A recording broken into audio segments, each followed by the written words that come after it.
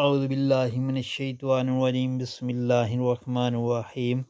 نبی کریم صلی اللہ علیہ وآلہ وسلم کا ارشاد پاک ہے کہ جس شخص کی اگر رات کو آنکھ کھلے تو اس کو چاہیے کہ وہ یہ دعا پڑھ لے، اور یہ بڑی پیاری اور زبردست دعا ہے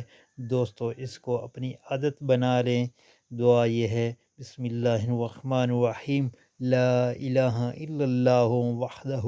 لا شریک لہ لہ الملک و لہ الحمد وہو علی کل شیء قدیر، الحمد للہ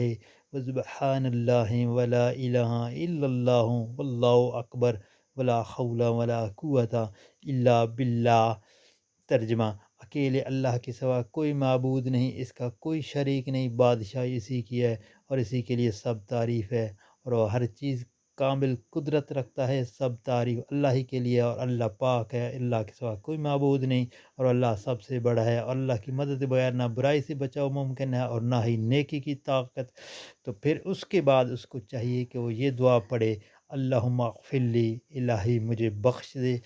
یا کوئی اور دعا کرے تو وہ بھی قبول کر لی جاتی ہے، اور اگر وضو کر کے نماز پڑھے تو اس کی نماز بھی قبول کر لی جاتی ہے، اور یہ صحیح بخاری کی حدیث شریف ہے۔ اور دوستو، آپ سے یہ میری ہمبلی ریکویسٹ ہے کہ